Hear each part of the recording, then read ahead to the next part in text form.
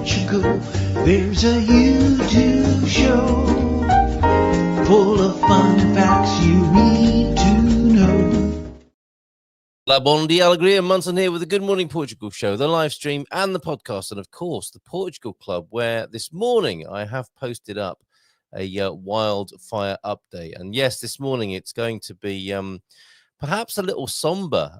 It doesn't seem right to be getting into the breakfast bangers this morning, and the habit that we've got into over the last couple of weeks of playing music and having a great time here in Portugal when the wildfire situation is such as it is. So sorry if that's a bit of a downer this morning. It's not how we usually roll, but it seems only right to take a little bit of a look at what's going on in the country at the moment from a number of angles. One of them will be Vitor Costa, who's joining us at 8:30 this morning. Fingers crossed. I haven't heard back from Vitor, but I think he'll be joining us at 8:30 in about half an hour, because there seems to be quite the concentration of blazes. If I take a quick look at the fogos.pt website, which I urge you to have either as an app or bookmarked as a website, and let's take a look and see that thankfully I mean there's still quite still quite a shocking picture graphically, as I think you can see on the screen there. However, better than it has been in the last 5 days or so. Very intense at the back end of last week, and things seem to have calmed a little. So let me know how things are where you are or within across your community. The main thing that we seem to do, and isn't it? I mean, one of the most unfortunate things about this is that here we are again, basically, a sense of helplessness. But let's see what we can do to help other people in our community, and then the 6 degrees of separation that is the community that we are connected to across Portugal, who may have lost their homes and been displaced by this. In my research, yes, you know, I'm not massive on research, as I'm sure you know. But I did take a look at what was going on and tried to get a sense of it so that I can share that with you this morning. And as I understand it, the scale of this and why I'm quite sobered and chastened and shocked actually by this is the area that's been burned, 140,000 hectares apparently, is 9/10 the size of London. That's extraordinary, is it not? And when you hear figures like 140,000 hectares, it's like, well, I don't really understand how big that is. And to give you some comparisons, there is a website, of course, the measureofthings.com is a website for everything, isn't there? It's about 1 1/10 times as big as Wellington in New Zealand. It's about 9/10 as big as Delhi.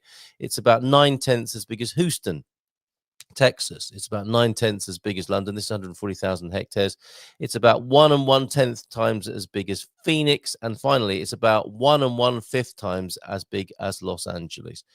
So there you go, the sense of scale there. And looking on the fogos.pt, you can see there where the worst of it has been, and it would appear to be central and northern Portugal. And that's why in some way it's useful to have Vitor, who was an early commentator on this, actually calling for medieval punishment for those intentionally starting these fires.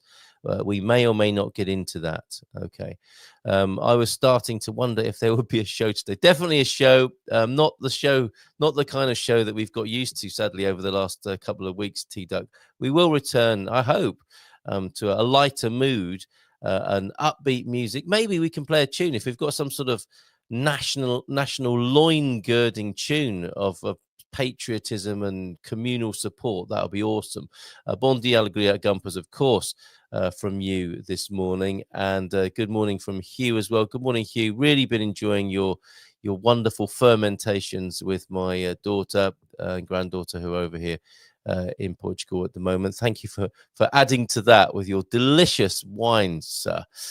Bon dia gumpers. Mike, well, I'm sure we'll have a few views this morning on this as well. We featured some of Mike's footage from over Miranda de Corvo way.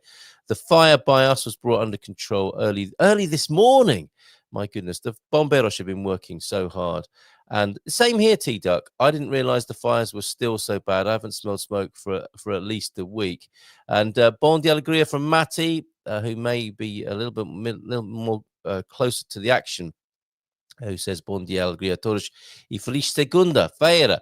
That number 4, a typo, I think. And one of the results of this that Matty may well have been aware of is, of course, the Goish motorcycle rally was cancelled. That came from the Portuguese. It's at 50,000 motorcyclists, motards, as they're called here in Portugal, having to find somewhere else to go this last weekend. It's been an amazing weekend in Portugal in some ways. The Aljabarossa Festival was on. We've had some lovely weather over on the coast, lucky us. And things have been happening away from the fires, of course, because this is the peak holiday and in many ways the festa season. Well, most of the year is festa season, is it not, in Portugal? But there's a concentration of gigs and public events this time of year, and of course, most people are on holiday, and the kids are on holiday. So great things have been going on, but overshadowed by smoke clouds, literally, in some places. Google Maps gives very good detail on area burnt. Didn't know that. Thank you for that. If you've got a screenshot to send me, Hugh, that could be useful to give people a picture of what's going on. This morning, I can't see the Gardunha Mountains due to the smoke coming over from the Arganil fire. And yes, around 50,000 motorcyclists. The event was cancelled, and Matty not planning to go to that event this year anyway. So this, of course, you could have done for yourself, and I think this is the way perhaps news is going, right? That people do their own chat searches now. I wanted to bring things together and have a focal point for our discussion and sharing on this morning. And my effort, my flag in the ground with this, I suppose, is Grok. I went to Grok for a roundup of what was going on. The question I asked, I'll share with you in just a moment. And if you've got anything else to share with us, this I suspect might be a useful reference point for people who watch this later on today to find out what's going on. Yeah, that Goish motorcycle event cancelled on Friday after they were sold out on Thursday evening. My goodness. Yeah, how disappointing for those folks, but completely understandable. You can't have 50,000 motorcyclists going to central Portugal with the risk of roads being cut off. Absolutely the right call, I think, there.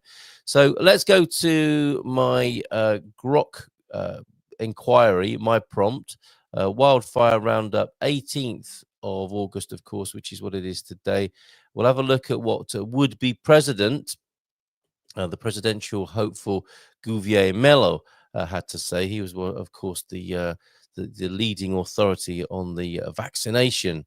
What would we call it? Organization here in Portugal. And now he's a presidential hopeful and scolding the politicians, quite rightly, in my view, as well. In Google Maps, search wildfire. Thanks for that, T-Duck. And Bon dia alegria from João Ernesto do Norte. Your neighbour should be on a little bit later on, John. And good morning, everyone, from Gemini Bradshaw. I've been saying we'll not be playing some breakfast bangers.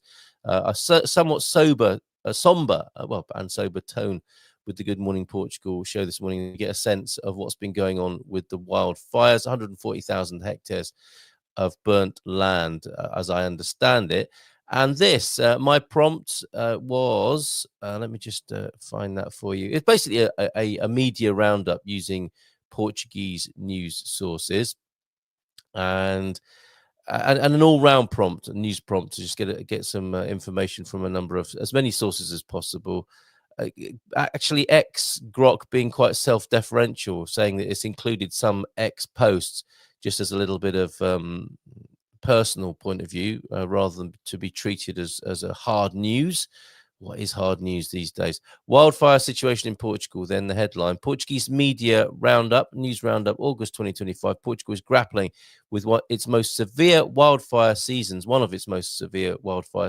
2022, with extreme heat, strong winds and dry conditions fueling widespread blazes across the country, particularly in northern and central regions. And that's why it'll be useful to chat to Vitor, also to get your view now you're here, João Ernesto, as well. Let me put your comments onto the screen.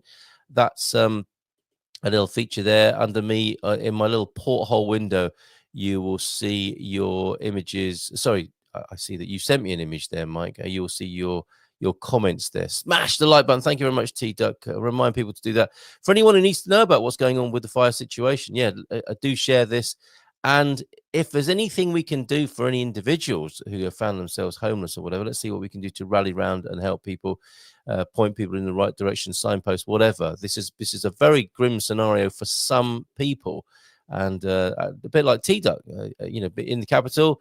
And for me on the coast, I've had no sense of it until I've taken a blooming good look this morning and seen some pretty shocking images over the weekend, actually, has to be said as well. Bonded to you as well, Mel. So back to this Grok news roundup then, and the extreme heat, strong winds and dry conditions not helping with the situation, and particularly badly hit northern and central regions of Portugal. So on the scale and impact of the fires, according to the Portuguese news outlet Expresso, wildfires have consumed over 42,000 hectares of forest, scrub and agricultural land this year, 8 times more than the same period in 2024, marking the worst fire season since 2024. And I've seen figures that have gone up to as high as, 120,000, 140,000, the worst I've heard so far. And as I say, that's 9/10 the size of London. Unimaginable.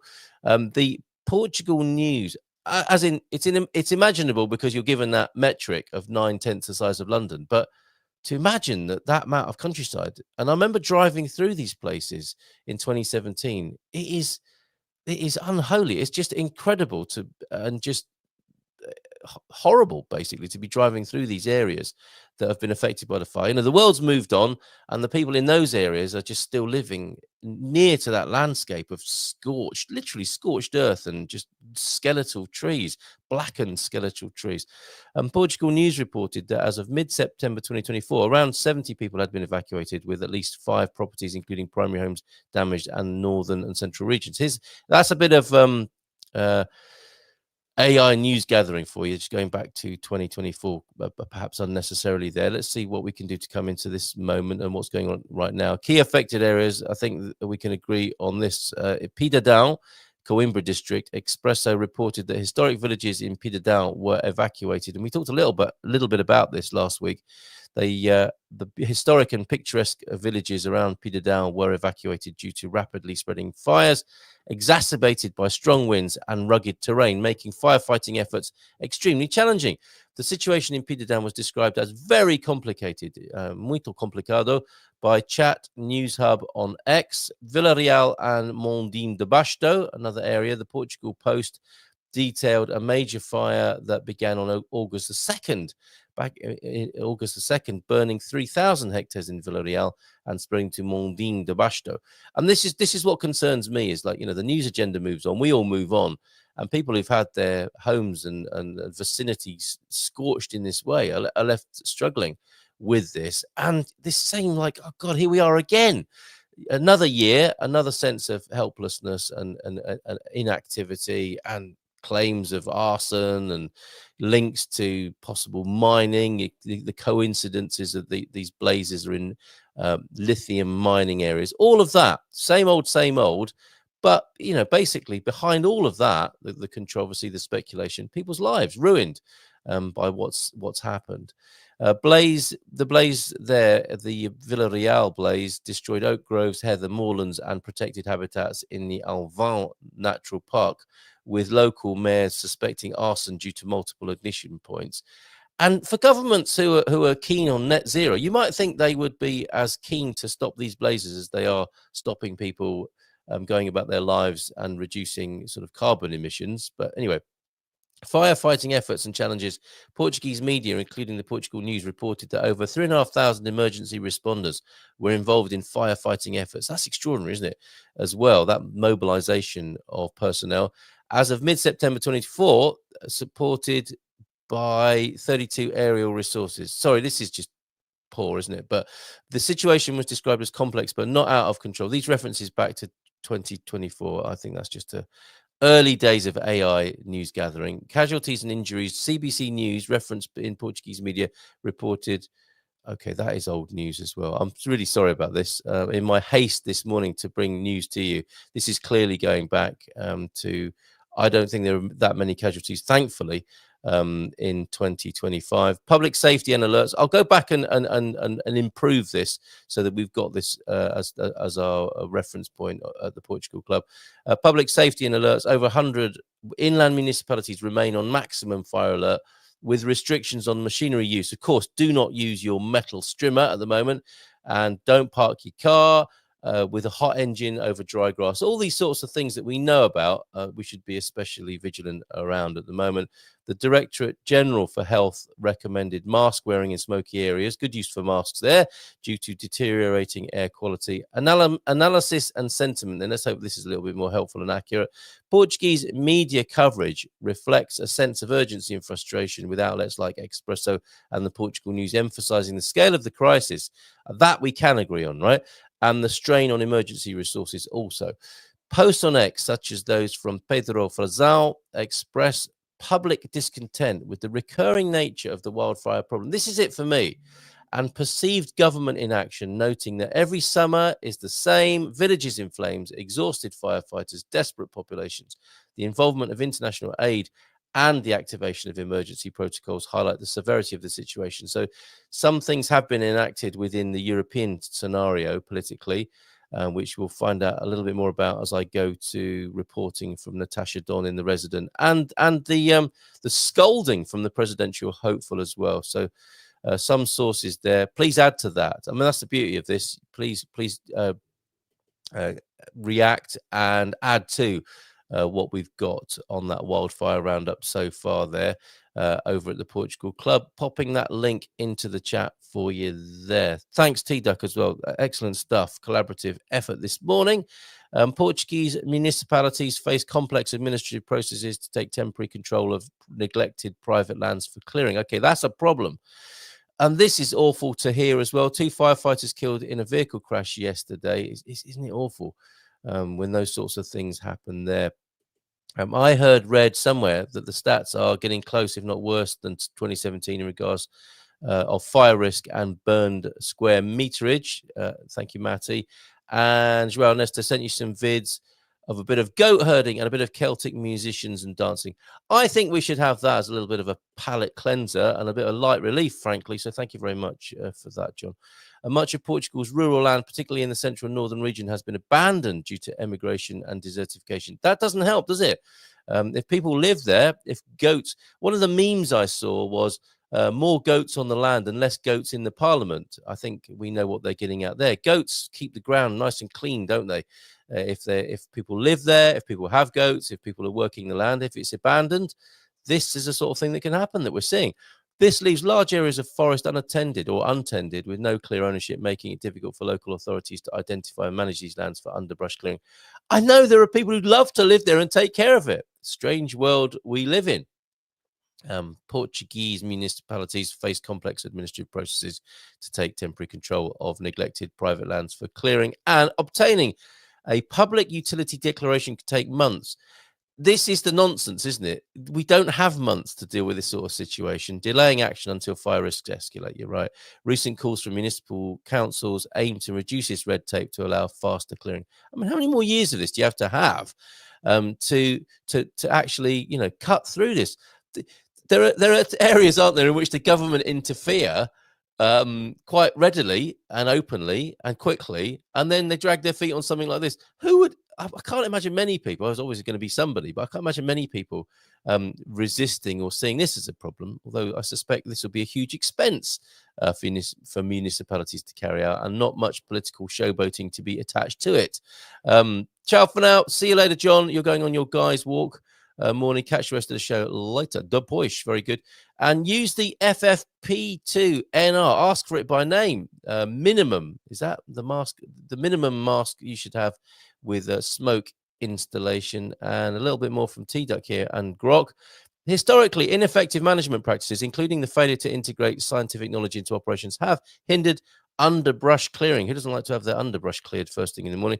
The prevalence of highly flammable species like eucalyptus. Yes, the eucalyptus as well. The plantations, which replace less fire-prone native trees, exacerbates the issue. And this is it, isn't it? We know this, don't we? We know this from year on year reporting and the situations we found ourselves in. Yet They still seem to be planting the stuff.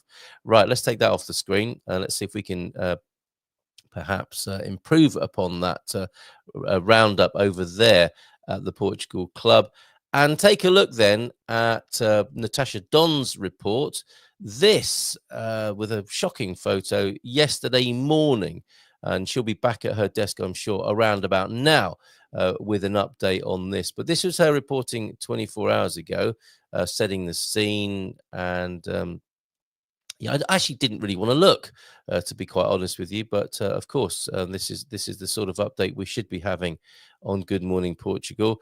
And this is exactly what we're doing this morning. Wildfires in the north and centre involved 3,200 firefighters as of 8 a.m. yesterday morning. And these were the sort of pictures, of course, that you could see on social media. Absolutely hellish view of Arganil wildfire, which spread to Pampilhosa de Serra. Look at that image, if you can, on the screen there right now at the moment. Absolutely shocking, and quite a lot of that sort of thing we were seeing on social media being shared. Country still has 9. This was yesterday morning. 9 large fires, some dominated. Mike, what's your view on this? When you look at Fogos PT, do you see a general trend of the fires being in resolution? That's the term that's used here, of course, isn't it? But others are breaking out. As soon as some are brought under control, others break out. Seems to be a bit of a pattern over the last 72 hours or so. As of 8 a.m. yesterday morning, the 9 largest fires on the mainland were being fought by more than 3,200 firefighters, forestry, sappers, and military personnel, with those in Arganil, Coimbra district, and Satão in Viseu district concentrating the largest number of resources. According to the website of the National Emergency and Civil Protection Authority, the ANEPC, the 11 municipalities now affected by the joining up of wildfires that began in Satão on Wednesday and Trancoso over a week ago are in Viseu district, Satão. So if you know people in these areas, these are the places where people need help. Satão, Celia, Momento de Beira. That's where, of course, the convent is that we featured in our first convivio short there. Penedono, São João de Pesqueira, and in the Guarda district, Aguarel de Beira, Trancoso, Fornos de Algodres, Meda, Celorico de Beira, and Villanova de Foscoa. The fires in Poares, Frejo de Espada Acinta in Bragança, and the Douro region, which started on Friday, still being tackled, as are blazes in Sabugal and Peira de Mosso in Guarda. That's where there was a fatality of an ex-mayor, I believe, up there in Guarda. There is also significant wildfire in Teruca in Viseu district and one in Mondim de Basta. What sense are you getting of this, Hugh, at the moment as a Viseu resident? And are you okay, safe and well? Didn't even ask that most obvious of questions. Are all the Gumpers okay? Reports too have come through of more injuries suffered by firefighters whose states of exhaustion now, after weeks of combat, are critical. Yeah, don't forget, I mean, this is a real high point just recently, but they've been combating, fighting fires for weeks, of course, already. Temperatures today are set to start reducing into next week, but the state of alert declared on August the 3rd, it was declared that long ago, over 2 weeks ago, August the 3rd, remains in place until midnight last night. And I'm not sure if that's been extended or not, the state of alert that we reported on some time ago now, of course. In the Guarda municipality of Meda, the council has called the government to declare a situation of calamity due to the scale of devastation caused by the fires and the dire need of the population for immediate mechanisms of support.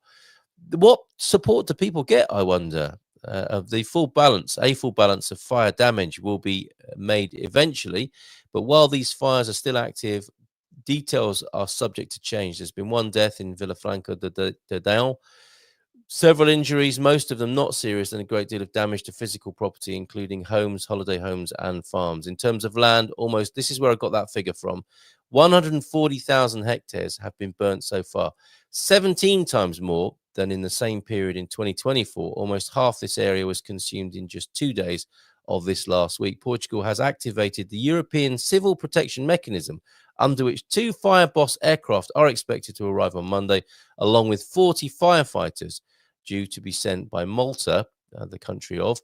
Commentators have suggested that more aerial resources would have been appreciated, but Brussels is already supporting other countries like Spain where wildfires this summer have been the worst for at least 2 decades. So other side of the Iberian Peninsula suffering as well at the moment from the same difficulty, but worse by the sound of it, worst for at least 2 decades over there. Right, that's Natasha Don's reporting there. Let's bring on the scolding that the presidential hopeful Gouvier Mello has issued to the politicians. Now, you may have seen on social media that the media and, of course, the public were criticizing the Prime Minister and President for enjoying themselves in the Algarve. Sunning themselves on the beaches, sharing beach images, having a fun summer holiday, whilst in the north and central, we have had this situation that I'm describing this morning. And this presidential hopeful here, ex-military man Gouvier Mello, believes summer parties' political agendas should be cancelled. Now, this man, of course, has been criticized himself for not having much of a political background, being more of a military man than a political man. And he rides into the battle here, as described by the Portugal resident, not on front line with his people is his criticism against the country's leader. Gouvier Mello believes some parties' political agendas should be cancelled. Presidential hopeful, the naval submarine commander turned admiral of the fleet before he retired, has done precisely what current President Marcelo Rebelo de Sousa seemed to be delighted this week hadn't happened. He had taken the theme of Portugal's out-of-control forest wildfires to make a point about the posture of certain oblivious politicians. Many will resonate with the words today of Gouvier Mello, a man who has insisted that his candidacy to the presidency will have nothing to do with any political force.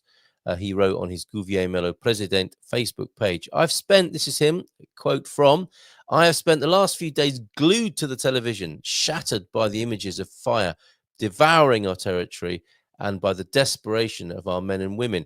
I cannot fail to be shocked and incredulous by the images of some of those with political responsibility who, oblivious to the terror experienced by populations, maintain their agendas in a cold bubble of cynicism at such suffering. Cold bubble of cynicism. That's a pretty good 4-word summary, isn't it, of centralized politics. If they cannot prevent or remedy, the very least one would hope is that they would be present, that they were present beside their people in suffering.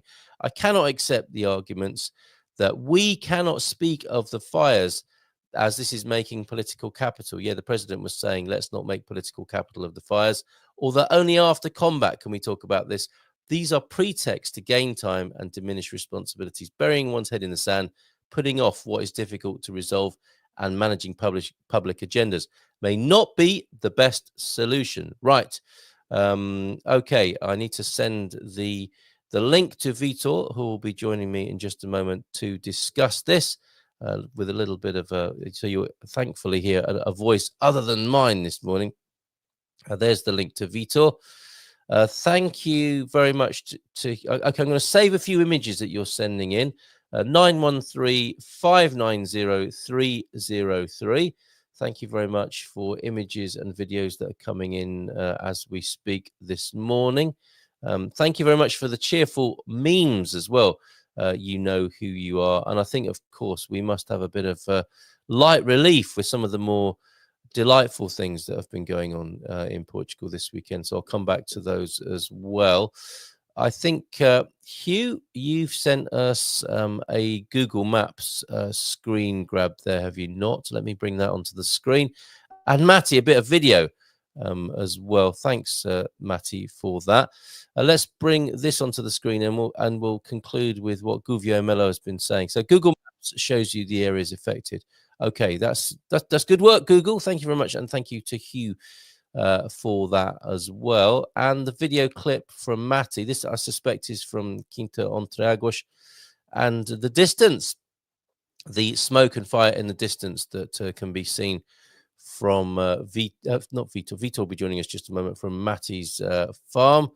Okay, Vitor will be joining us in a few moments. Let's show the video in just a moment from Matty. Anything else you've got? 913-590-303 if you will. And send those to me. Here's Matty's bit of coverage, minute of. Good morning, Carl and Gumpers. Here's a quick video how the smoke is coming over, whoops, from that direction where the fire is. And as you can see the Gardenia Mountains, which are usually behind there. Sorry for the shaky images, but yeah, I basically can't see behind my my property. My property ends at the trees, and I can't see anything after that. So yeah, thank you firefighters, thank you bomberos, and as long as it's only smoke that I have to, that's inconvenient, I'm quite happy. Cheers. You take care then, Matty. And quite right, yeah. Shout out to the bomberos if you can support. Take them water, fresh socks, undergarments, energy bars, those sorts of things. They'll tell you how they need to be helped if you pop along to your local bomberos. Many people up to speed with that, of course. Thank you for that. And that visibility way down there in central Portugal. Let's also go back to a few of your comments. Yeah, Matty adding there, over 1,000 bomberos in Arganil alone. Morning to you, Sarah. Thank you for joining us. Thank you very much, T-Duck, for the continuing grok input here as well. We've talked about the eucalyptus there, and yet the governing body, still issuing permits for replanting eucalyptus plantations after harvest. It just seems that's offensive, isn't it? That's just like a slap in the face for anyone who's lost their land, when it's so obvious that is just so unhelpful there. Following the money honey, though, I suspect is what we're doing right there. Okay, let's go back to Guglielmo's telling off of the those living in the cold bubble of cynicism, aka politics or centralized high level politics. Burying one's head in the sand, he says, putting off what is difficult to resolve and managing public agendas may not be the best solution. What we are seeing is an interior where people are weeping and battling to control flames, while in other parts of the country, there are those who are enjoying holidays and taking smiling photographs at political summer events. I think we can do both, right? People do need to go about their lives where they can, but we need to be obviously extending compassion and taking action to stop this happening year after year. It is this kind of disrespect, says Guglielmo, that is mining confidence, or probably undermining confidence in democracy. And an interesting, perhaps Freudian link there between mining and wildfires. I'll leave you to draw your own conclusion about that. A real leader, even if he can do nothing else, stands up with his people. That works for me, I've got to say, showing that he's not hiding from the responsibilities that he himself saw. Absolutely. If not able to deliver something immediately, at least in solidarity with those who are struggling, right? You might hope for from the leadership. Year after year, people forget, and prevention, planning, and structural investments are left off the agenda. If this is politics, I'm very glad to have missed it. I think responding to the criticism of him that he's not a very political person and he's more the military guy. To the firefighters, the army personnel, the police, the doctors and nurses, and everyone today who does their best for Portugal, my thoughts are with you. This is the sort of message you want to hear, isn't it, from the leadership, and a special embrace for the courageous, selfless populations who are helping each other defend their homes and their lives. I send you my most profound gratitude to all of you. Maybe it does take somebody with the gravity of being in the military to respond in that way, rather than the PR and spin world of politics, perhaps. As Expresso points out, what do you think? Let me know. As Expresso points out, the publication of this post came hours after the PSD's Festa de Pontal in Cartera, where Prime Minister Luís Montenegro made a series of announcements and pronouncements, and regarding the wildfires, assured that the government is acting discreetly but very closely, striving to be as effective as possible.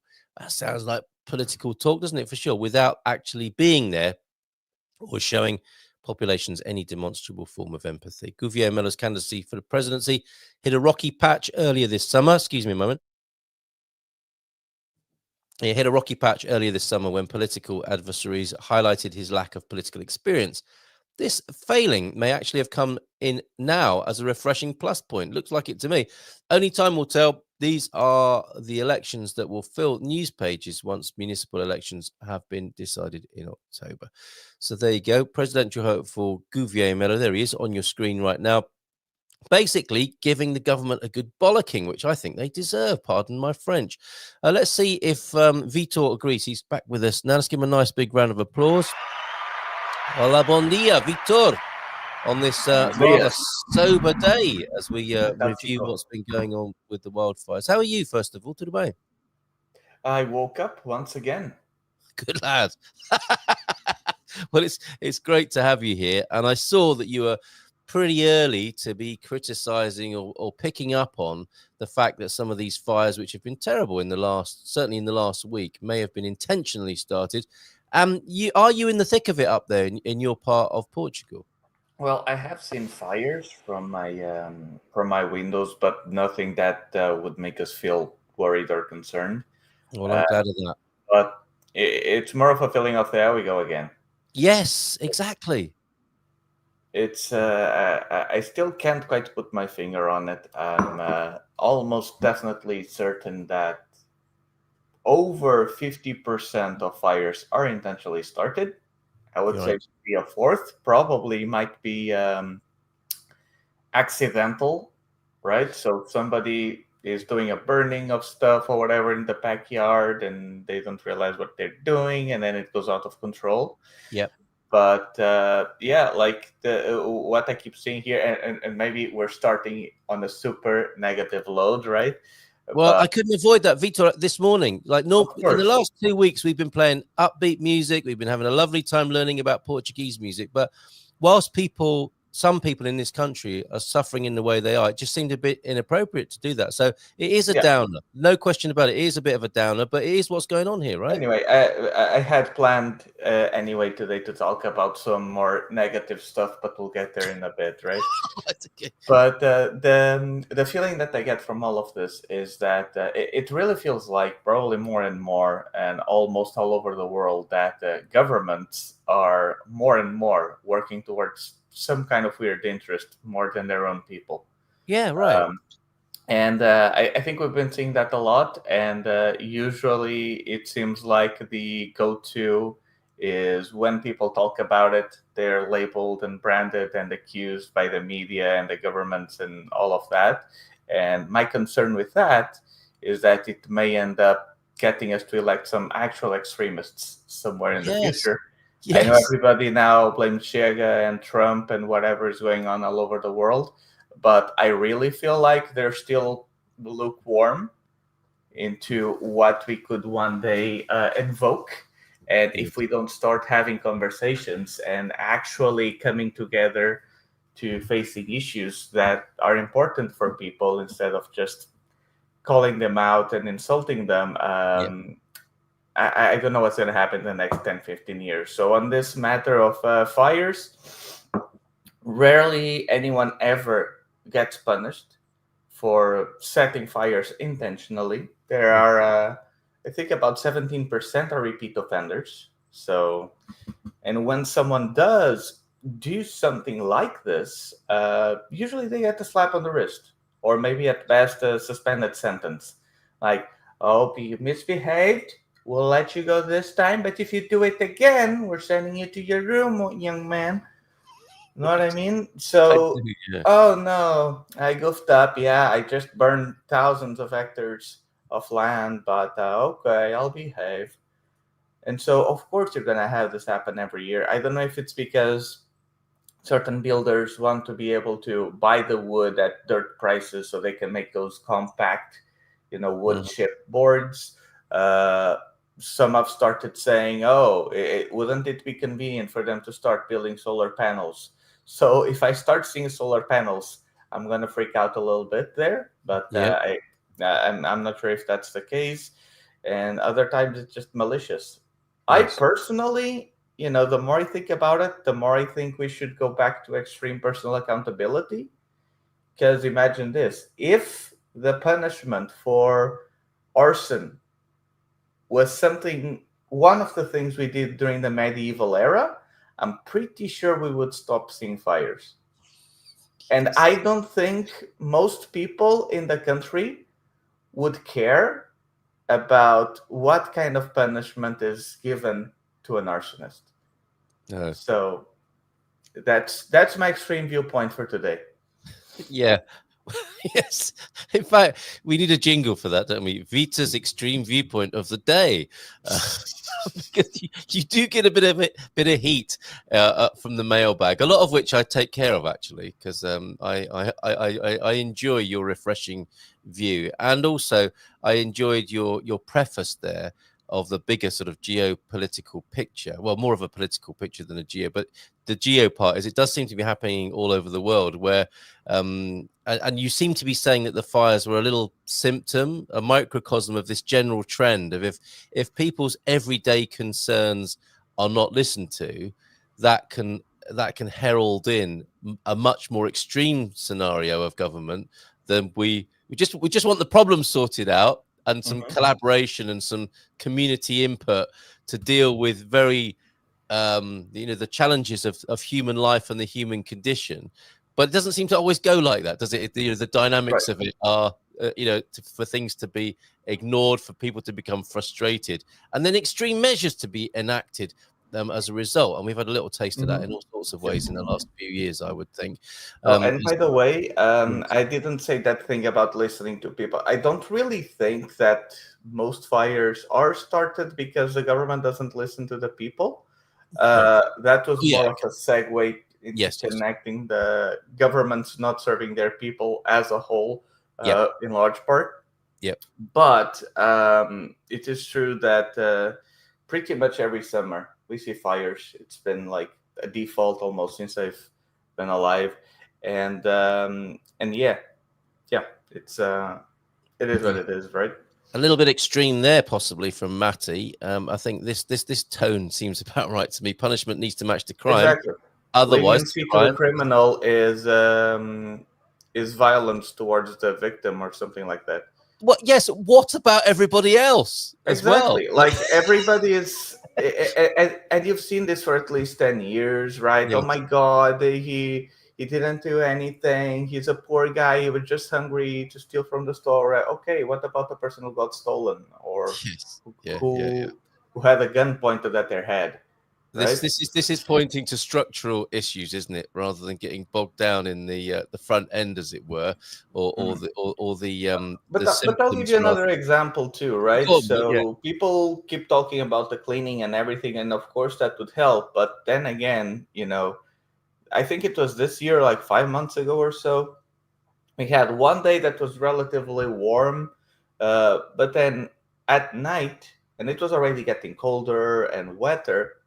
Around 11:30 a.m., we started seeing 2-3 fires start in the mountain behind our house. That's not natural causes.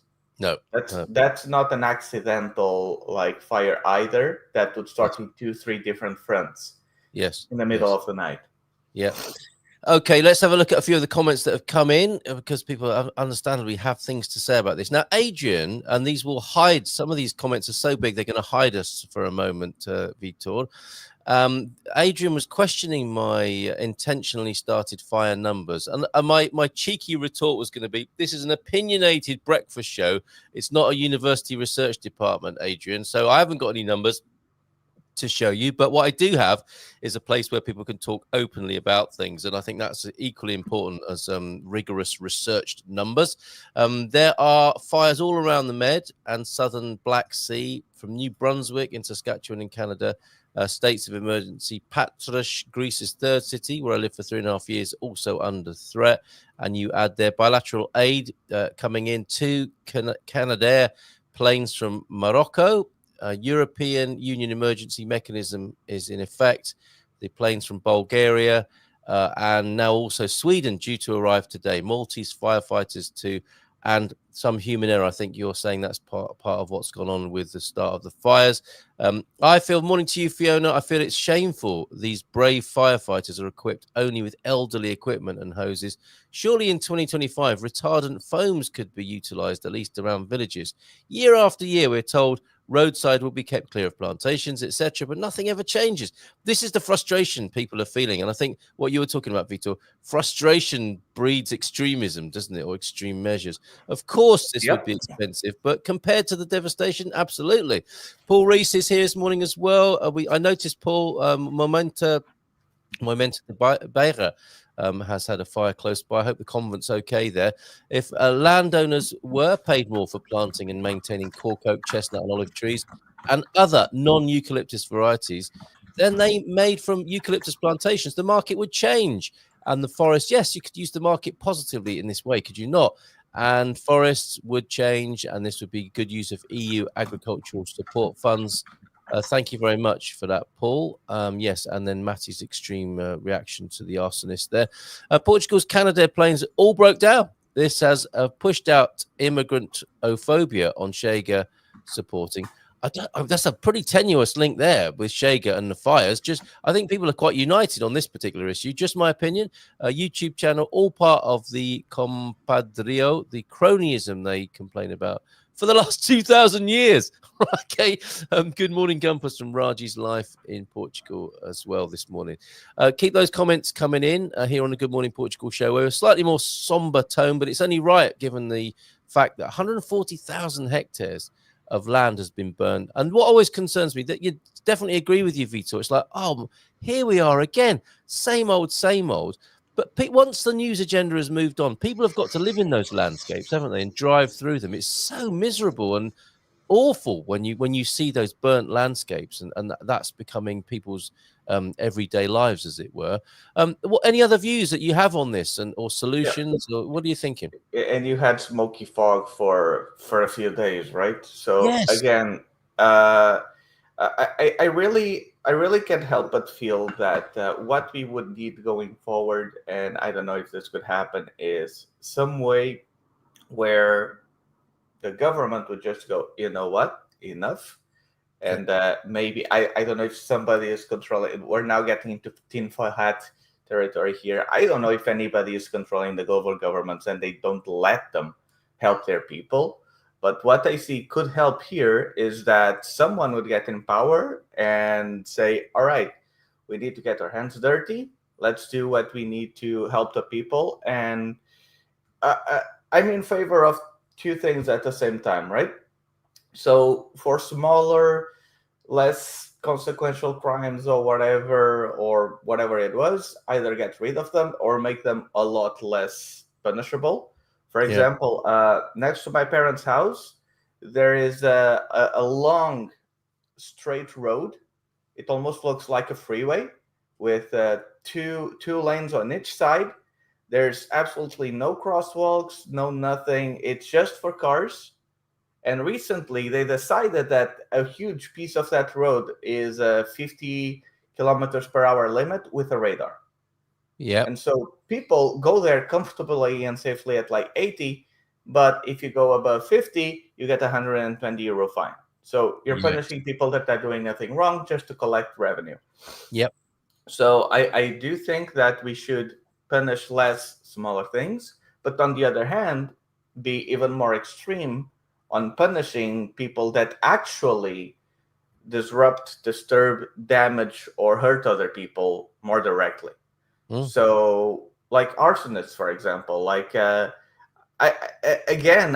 baffles me how the fine is so low when it's one of the most devastating things that people see. And even if it doesn't like kill anyone or damage any property or whatever, it's still horrible. I don't imagine if they said that, hey, arsonists get 20 years forced labor. I think most of the population would be like, yep, there you go. yes. Go on. Put them on a bracelet, having them clean things. I'm not just saying just throw them in jail or whatever, so that we continue paying for their living expenses also. But yes, I mean, we want to stop bad things from happening. I once saw a guy that said, imagine if the punishment for speeding is the cop pulls you over, pulls out his gun, and shoots you in the head. Not saying that should happen, but yes. I don't think he's not saying that should happen. He's just making a point here before the YouTube trolls get on that. Yeah, exactly. So when your punishment is lower than the rewards you can get from a crime, people are going to do the crime. Mm-hmm. Mm-hmm. Like imagine if like what Portugal is doing with the imports of cars, right? Portugal is charging illegal taxes on importing cars from other countries. Yes. And their punishment on the European court was that they have to pay a percentage of the illegally charged fees. Like, whoop-de-doo. Imagine if for every 100 euros I didn't pay in taxes, and I Yes. did basically tax evasion. They Yeah. said, "Oh, you evaded 1,000 euros in taxes, so now you get to keep those, and you just pay us 900." Do you think I would pay any more taxes? No, this course is not. why this situation persists, isn't it? With the car importation thing, it's a very strange situation, but a very good illustration of the point you're making. Jackie joining us, Bondi Gumpus, great to see you. Good to see you too, Jackie. Isma as well, good to see you here. And yes, make them clean the burned areas, says Matty. That's not a bad idea, is it? And sorry to hide you again there, Vitor, but yes, you can mention it, of course. You can mention anything on this show as long as it's respectful and legal. Let's have grown-up conversations about things. We might get upset from time to time, but we like to stick around and clear up the mess. Can we mention the lithium and other rare earth issues? What about the arrest of the Orang firefighter caught starting fires? Don't know about that. Or the repeated freeing of arsonists. I think you've addressed this amply. Or commonly caught, charged, released, and sent back home to their villages, even the fifth, sixth time they're caught. So I think we are addressing that. Yes, solar panels, lithium mining. There's definitely a talk about the connection between those that may be occurring, and that would, to me, whether it's true or not, points towards the importance of people being self-determining in their own communities. What 50 years ago that seemed to be happening, Vitor. Just over 50 years ago, there was a growing sense of, well, we want to be in charge of our own lives and not have other people dictatorially telling us what to do. We seem to be in similar sort of territory, although it's, people might be very critical of me saying something like that. It was nothing like that. It was a dictatorship. It was a fascistic dictatorship. We're not in that sort of situation at the moment. But some people in some places are feeling like that, aren't they? If they live in a community where they're just being told, we're going to dig for whatever we like underneath your house, we're going to plant whatever we like next door to your house. That's quite the dictatorship in its own way, is it not? Here's a few things on that, right? So first of all, it's perception isn't reality, but it acts like it. So this is something that sometimes people fail to consider, right? So let's say, for example, any of the current political issues that any side of the aisle is really concerned about or upset about and keeps talking about it, right? Even if you know that factually all of that is nonsense, it doesn't matter because they feel like it isn't nonsense. So you can't address that by just insulting other people and yelling at them and screaming at them and whatever, because it's how they feel. And until they can see for themselves the other side, it won't matter. You'll just keep them in that hole. And by the way, if you are unable to frame things in a different way than just insults, there's a chance that maybe you and I are the ones that are misunderstanding what's going on. Because one thing is true, the more that I learn and the more that I see, the more that I find out that even information and data, can all of it be very easily manipulated, right? So some places the crime has been going down, I don't know how many %, and then it turns out the police officer has been forging the crime so that it doesn't appear as good. I think this happened in the UK a few months ago and it was a big scandal there, but that's not what we're talking about. The other thing is, we're talking about the dictatorship and this and that. Again, like, people also need to have the maturity to realize that even if we don't want one thing, everything has its own pros and cons, and it should be discussed. So, for example, you probably know that I've been learning Chinese for a while now. I just created an account last week on that Chinese social media app. And it's actually been blowing up more than I expected. Like even one Chinese local from a local Chinese store found me there. Oh, really? But yes. But here's the thing, right? China is almost a dictatorship as well, right? The Chinese Communist Party, Chinese people, a lot of them live very scared. I've had some say that it was kind of like how it was here in Portugal with Salazar, but worse, like 100 times worse, because now you have cameras and everything. The government knows where you are and all of that. Yeah. And even if I send certain text messages through the Chinese apps, if I use certain words or key phrases, there is a chance that the person I sent them to could get a knock from the police, or their family can get a knock from the police, just to see if they are being enemies of the state or whatever, right? Yes. That being said, of course, it can have its advantages, right? There are things that are a nightmare, but there are things that work. One of them is that one time I got like an African scammer that wanted to really insist that I buy gold because he sources gold. They're from Kenya or wherever he lives. And I told him to stop bothering me. He kept going. I reported it. Within 2 minutes, I get a message from the app saying, we've reviewed the content and we took action. Yes. If this was Facebook, every day, every week on Facebook, I get some friend request from apparently some lady with a very gigantic cleavage and a suspicious link in their bio, right? And their handle is a guy name, Yes. right? And the pictures have just been updated a few days ago. And I report 1 week later, hey, there's nothing wrong here. Yeah, so, that's right. You know what I mean? I think really people need to start. This is my opinion. And again, this is more a political situation as a whole. People need to start discussing ideas, discussing outcomes and how to get there. And they really need to stop attacking each other because you're at this party or that party, or you're this color or that color, because all of that is a distraction, and that's how we're going to continue getting things worse. Like, I don't care if you are a literal communist and your friend is a literal, let's bring back that German mustache man.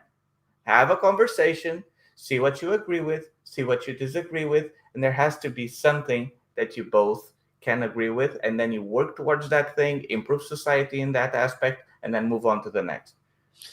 Well, that seems an incredibly mature approach to things. And one thing I'm pretty certain of is if we don't do that, people who feel it's their, I guess the clue is in government, people who feel the need to govern other people will say, well, clearly you can't sort it out for yourself, so we'll have to help you here. This is what we'll be doing, because you children can't talk to each other. Perhaps that's one of the scenarios here, and we're given nicer toys, so we think we are living less controlled. We are ridiculously controlled here. And yes, the EU does want to access to search all your emails and chats, but at least it's not China. Oh, okay. Thank you very much, T-Duck, for sending that article as well. Yeah, that's bizarre, isn't it? Firefighter accused of starting fires for the money he received to combat them. That is a bit of an incentivization, isn't it? If you are paid to fight fires. That's also a bit of a problem, and an elephant in the room there as well. More spending could be devolved to freguesias and even beyond them to aldeias and bairros. Freguesias only get 7% of government spending, way below the EU average. China security cameras rival UK density. London's pretty well surveilled as well, I think, isn't it, as well? And I'm from the government and I'm here to help you. These are the sort of comments that give me extra work to do on my YouTube channel, but I'm up for it. I'm up for endeavoring to have those conversations that you're talking about, Vitor. Before you go, and before we have a little bit of light relief this morning. Oh, Adrian as well. A big fire tax on eucalyptus plantations. That's a good idea. Perhaps, in addition to tax breaks and subsidies for fire-resistant trees and plants, make arson a public crime, jailable for doing, And also for not reporting it. My goodness, some good ideas coming forward this morning. Totally agree with you, Vitor. Division is being pushed hard, so we can't come together as a community, and we are too busy fighting each other and not resisting what is coming in to control us. So you've hit a nerve there for sure. And I find myself personally, for what it's worth, in agreement with you both too there. Portugal door, it wouldn't be fair to find out on another note what's going on for you, and obviously the wonderful family news at the moment too. How are you? How's family? How's business month, at the moment? exactly a month from now, it's the prediction of it. So it would be nice to sell a few more homes within the next 30 days so that we have a bigger cushion for when I'm sleep deprived. So Okay, very if good. anybody wants to buy a home in Portugal, Very good. PortugalDoor.com is the place to go for that and help this wonderful Portuguese family out who do so much beyond the business of finding you a home, especially in the north of Portugal. But so other I places. guess we're running out of time now, right? Why? What did you want to say? Well, the negative thing that I mentioned I wanted to discuss today, we didn't even get there. So No, go on. Please do. Please do. We do. have 5 minutes? Look at this. Look at this. Vitor is one of my favorite guests. I always enjoy his perspective and wit. Thank you very much, good sir. Yes, But we go have 5 ahead. minutes? Go ahead. Of course we do. I'm Okay, not going to deprive you of that. For heaven's No, sakes. yeah. So what I actually had planned to discuss today is a bit about maybe the less positive aspects of moving to Portugal and all of that. Because of course I want people to have the happiest lives ever, but sometimes I have some clients that I've met some people that, again, maybe because of politics or something in their country, they have this like what do you call it?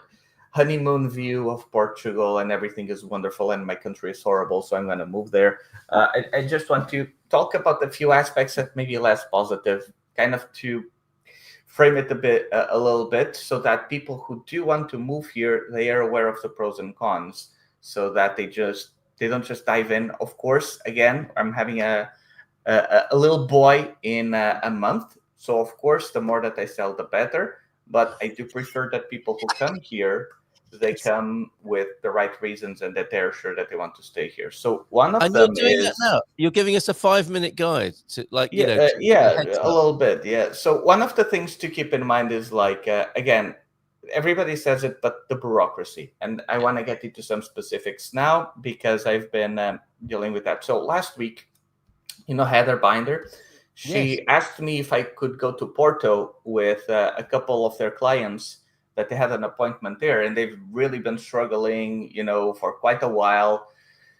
They needed a document, I think, that required an address, but before they had that address, they needed to have the residency, but they couldn't get the residency without that document, so it was a catch-22, right? And so I went with them. I was there. I basically just talked to the person in Portuguese. Hey, we have an appointment. Can we go in? We wait on the line. No, you can come here. We just waited for our turn, walked up to the desk area. And then the guy basically told me, oh, I'll take care of them. Don't worry, I can translate. You can go wait outside. So I did almost nothing, but the whole process was done quickly, immediately. They were super happy because everything worked out perfectly. And then as I was going home, I was like, this is weird. I didn't even do anything. What happened? And I even talked to Heather, could it be because I'm Portuguese and I was there with them? And she said 100%. Right. The fact that you were there as a Portuguese helped this move along quicker. Yeah. I don't know what it is. And another note, yesterday, 2 days ago, a Chinese lady talked to me, and she has her underage son is booked for 12:30 in Porto, and her is 30 minutes later in Viana do Castelo. Yeah. So there is this nonsense. Another thing to note also is now going back to real estate. And again, this is why I've been focusing so much on being a buyer's representative instead of just a listing agent. Every real estate training that they just say listings. But I want to represent buyers because it's a mess. So I had a couple. I've been helping them out for a few months. She came here from Lithuania with her two underage boys, 6 and 10. to see a few properties. We saw a property. It looks like really what they've been looking for. They really like it. I talked to the guys, asked for documentation, asked for more information so we get a better feel of what the land is like. After a week of consistently contacting them, finally they call me back and they say, oh yeah, we just noticed that the agent who did the listing didn't gather any documentation. And the heirs that have the documents, they're all in France. And so, by the way, it is not legal to have a listing from an agency without all of that documentation, but it happens all the time. Yes. And another case, have a client, saw a property, really liked it, wanted to buy it, right? Even like went in there, he wanted to facilitate things. Hey, how about this? Let's just do this amount. We keep everything in the house, we handshake, and then we move on from there. He barely even wanted to negotiate. Like he offered less, 4,000 euros less. So that's nothing, right? But then as we go through, then the offer was to be with everything. And then they decided, no, there are certain things that we're going to keep. And then, oh, by the way, the garage is not legalized. Oh, and by the way, we won't want to sign at your lawyer's office. We want to sign it here. And, you know, it's...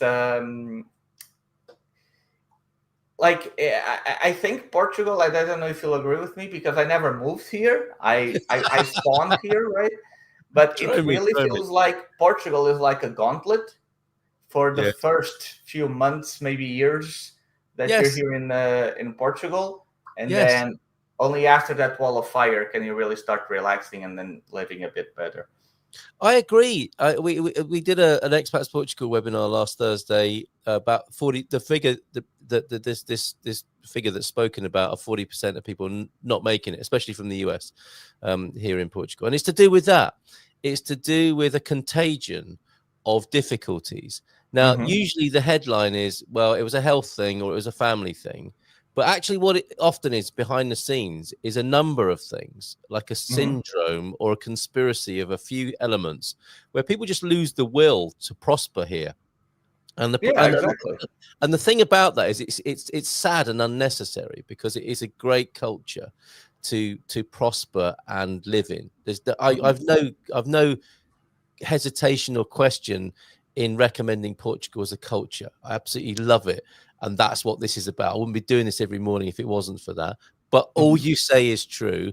And those things added up can be enough to have someone say, I give up. I can't do this. I can't do this. So help is needed when it comes to the gauntlet or the wet fish across the face. Looking at it in the Monty Python way, you need help. And we've got Mel agreeing. Absolutely agree, Vitor. I found complete differences if I went with my Portuguese ex-partner and often got charged much less for things if he got the prices.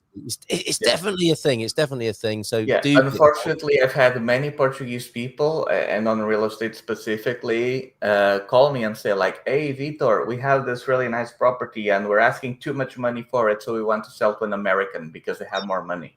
That's right. That's right. And it's like, do you think people who have money because they're retarded?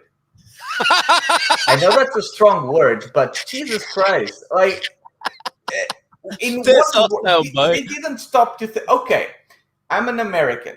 I have, let's say, $2 million because I just sold my estate and want to move to Portugal. So I'll just go on the internet. I find the first Portuguese home that I come across.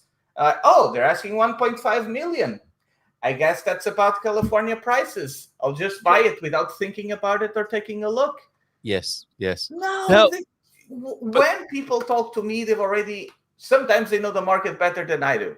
Okay, they've seen everything there is to it. Then they reach out and then, what about these? Yeah, we saw all of them. We don't like none. Yeah. You're not going to sell something for 700,000 if everything else is 400,000. I'm sorry. It won't happen unless the agent lies to them. And it's a misplaced relativity, isn't it? So yes, it's like, what are people from other parts of the world used to paying for a sea view and a very well-made modern apartment? Where they're from, it might be $1 million, mightn't it? You come to Portugal, and it yeah. will be less. So Yes. that's where this whole illusion comes from, isn't it? Is that I people mean, will that pay can all these- happen. I've seen properties like, I don't know if it was a South American country or whatever it was, but I saw a listing. I think it was from a Remax there that was like 100,000 or something, and it Yes. was a really nice property. Yes. And you could look at it and you could be like, "Wow, what a bargain!" But Yeah. the reality is that property there was actually 20 to 30,000. So Yes. it was actually like 5 times the price, Very even interesting. though to you it feels cheap. Very good. Yep. Relativity. Yes. Push up the prices to take advantage of the foreigners, then complain that all the prices have gone up. No, yeah, exactly. That's always been the thing, right? So, Yes. okay, oh my God, the foreigners are pushing up the prices, right? And who sells it to them? Yes, indeed. I've always said that. Persistence and endurance.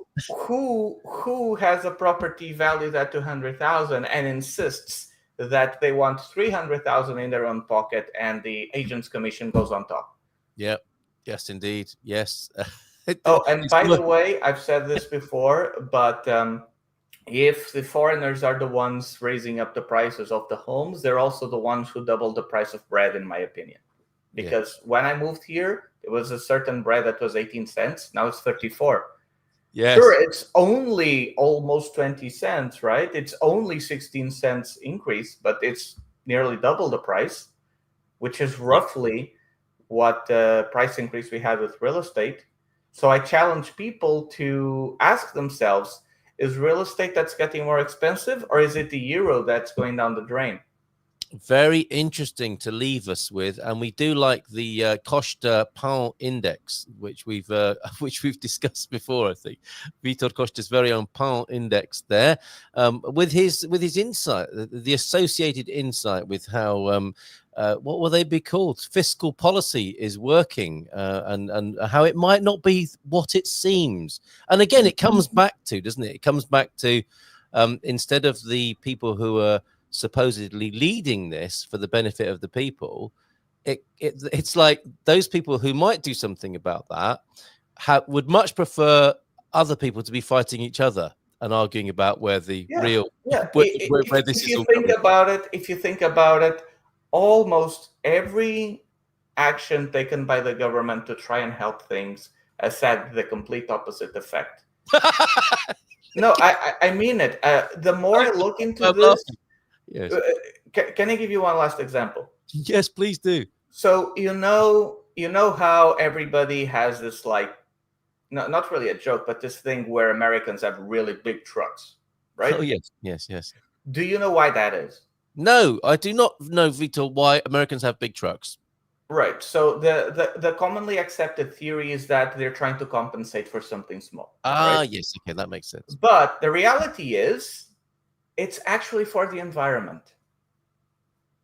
Okay, go on. So here's the thing: the government or some kind of regulating body or whatever, they decide to care about emissions, right? Because every country now needs to have low emissions or whatever, so that they're the saviors of the world and very clean and very environmentally friendly. Which means they export all of their manufacturing to China. So that then they have to ship things back and forth, which pollutes more, but your hands are clean. Yeah, okay, so take a look at the pollution from China, because everybody is exporting there. And that's another example of government regulations appearing good, right? Hell is paved with good intentions, but causing harm. And by the way, when I went to visit Giliange, which is a 1955 medical boat, Portuguese, that's in Viana do Castelo area, I went in there a few months ago with our daughter and a few parents. Nearly every piece of engineering machinery and all of it inside was made in USA. Was it? The steel industry, all of that, it was all made in the US. And then we had the free trade agreements, and now everybody just outsources to slave labor in China because it makes it feel good and people pay less. And so people produce materials in the US, ship it to China, manufacture it, ship it back to the US, and then they sell it because it's cheaper than producing everything locally, right? Anyway, that's besides the point. So we're talking about trucks. Yes, we are. And so they came up with this formula, this calculation, to basically see how pollutant those cars would be. And if the result of that formula was above a certain level, of pollution, then the companies would be very heavily penalized and pay a lot more in taxes. I think the difference would be like if you're to make like a $50,000 car, I think the penalty would be like 30,000 extra. So the consumer would have to pay double the price just to get something that wouldn't fit those requirements. But the problem is they were very strict and they were getting harder and harder to meet every year. So you need to have lower and lower amounts. The thing is, on that formula, part of that formula was the size of the chassis of the car. Meaning that if you were to make a small truck, it would be nearly impossible for you to meet those quotas. But if you made the car bigger, right? If you made the car bigger, that number would go down, and now you wouldn't have to pay those penalty taxes. And so we started making huge cars that use up more fuel because on paper they're more eco-friendly because of their size. Wow. Yes, this is the sort of shenanigan that is going on, isn't it? That's messing with our perception. I don't know how it is. Everything, almost every measure that the government tries to do something, especially when it comes to penalties, has the opposite effect. In my opinion, the best way the government can incentivize things is to provide incentives like tax breaks. Like instead of having people pay out of their parts to build homes or whatever and rent out, why don't you lower those prices? Everybody complains that the landlords and this and that for the high house prices. But for example, if I have a home that I rent out for 1,000, first of all, less than 700 goes into my pocket because taxes immediately go out the window, right? Not to mention all of the costs and then property taxes and all of that. And if I have a loan, I'm actually underwater now. So everybody complains about the landlords or whatever for having a 2, 3, 5% profit margin, but nobody complains about the government taking 30% of that. Right? So look, it only took about 10 minutes for you to get promoted to a prime ministerial candidate this morning. Thank you. Thank you for that excellent clip. And I'll obviously find a very good clickbaity title for it.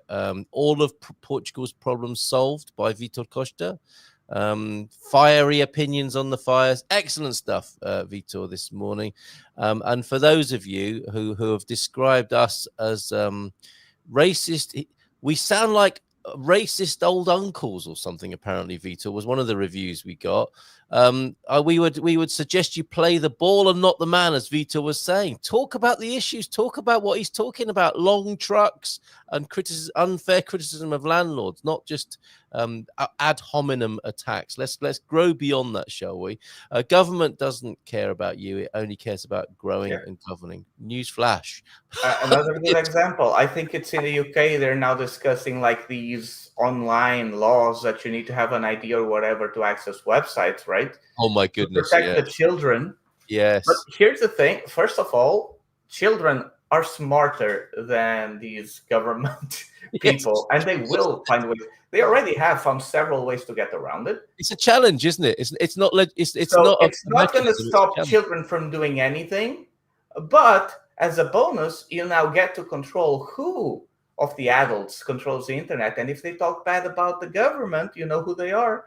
There we go. That's us sounding very cynical now. However, hasn't the UK been getting the police going to people's homes because of stuff they posted online? I think Germany also did 6 a.m. raids on people who posted bad things online. I think this has been happening, Vitor. And so again, that's what I meant about the extremism, right? Yeah. If you don't let people express their concerns politically and diplomatically, they will not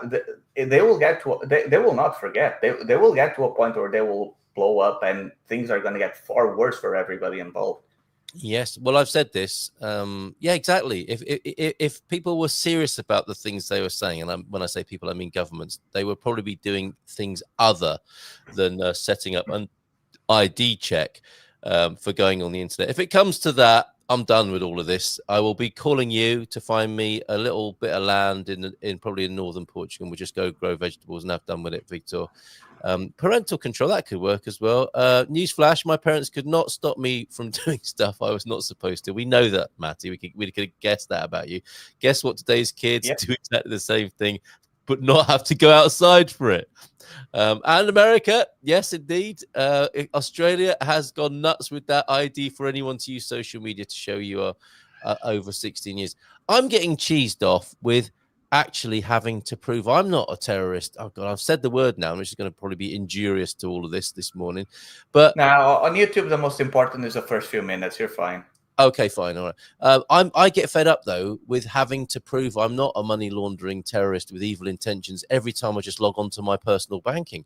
I have spent more hours proving I am me and that I don't have evil intentions than I care to do.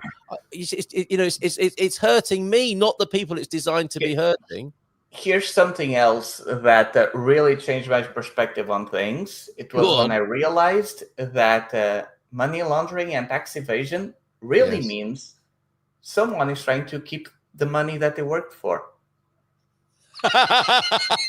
Should we just think about it? I will, and we will leave that hanging there as something to consider. Vitor, as ever, great to talk with you. Never quite sure what's going to happen. You need to make sure that tax breaks are focused on substance, not workarounds. Yeah, absolutely. Well said, Adrian. Good to have you here. And Vitor, good to have you here, and everybody this morning. Serious subjects, and I think we've dealt with them with our usual aplomb and respect and legality. So well done, everybody. Another sensible conversation. Not that you necessarily need to agree with everything, but we've got out of here without becoming red-faced or cancelling anybody. Thank you, Vitor. Lots of love to you. My last message is talk to people you disagree with instead of just calling them names, because even if they may be factually incorrect, their feelings are valid. And if you don't have a conversation with them, they will not feel any less strongly about it. So either you learn something or they learn something. But I have friends on all political affiliations from the left to the right.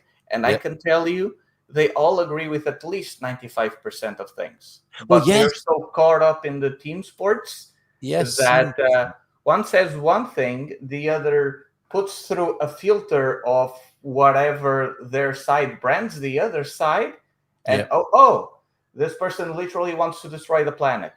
Yes, indeed. Yeah, we've been there, we've done that, absolutely. But more importantly, perhaps this. Oh no, that is very important. Did you say Maria said that as well?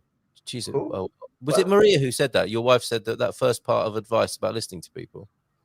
I'm not sure. Okay, well, I was going to say she's a wise woman, which is of course true. She is, yes, of love, a virtuous woman for sure. And every time I don't listen to her and I think I know better, I get humbled very well. You should know better. Yes, I think back to music tomorrow. Ciao, ciao. Good show today. Thank you. Vitor, we need to meet one day. Vitor, who is, of course, the foreigner's choice for Prime Minister of Portugal. Remember where you heard that? Yeah, so... Cheers, mate.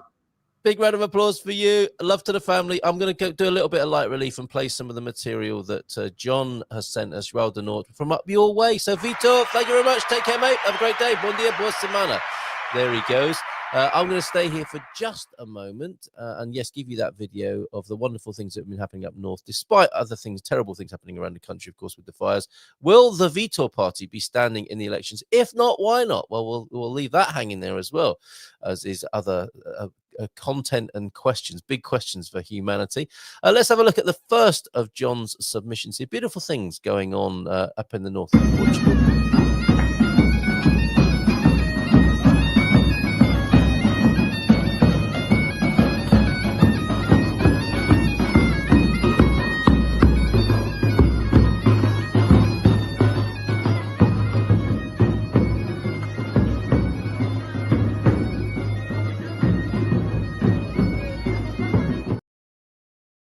Well, that stiffens the sinews and summons up the blood, does it not? Let's herd the goats.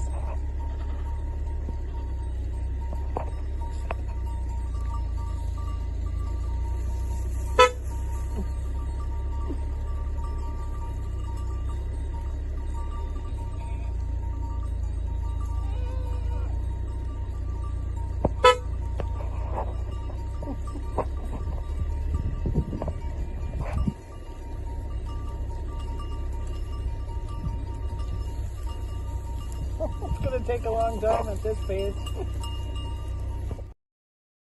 Thank you, John and Pam. I'm so glad that still happens in Portugal. That's the why it's worth the admission price. It's that sort of thing. That's so glad to see that still happening in Portugal.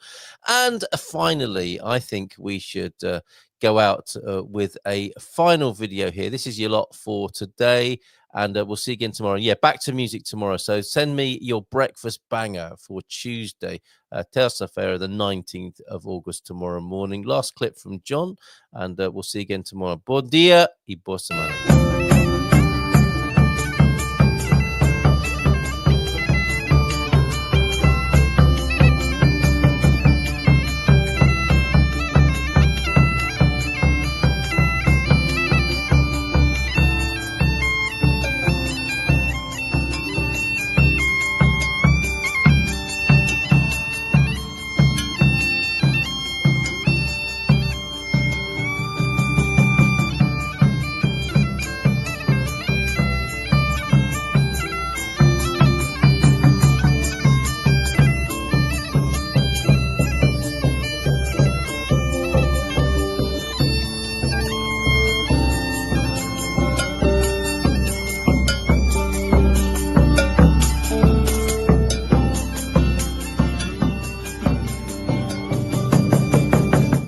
In Portugal, there's a huge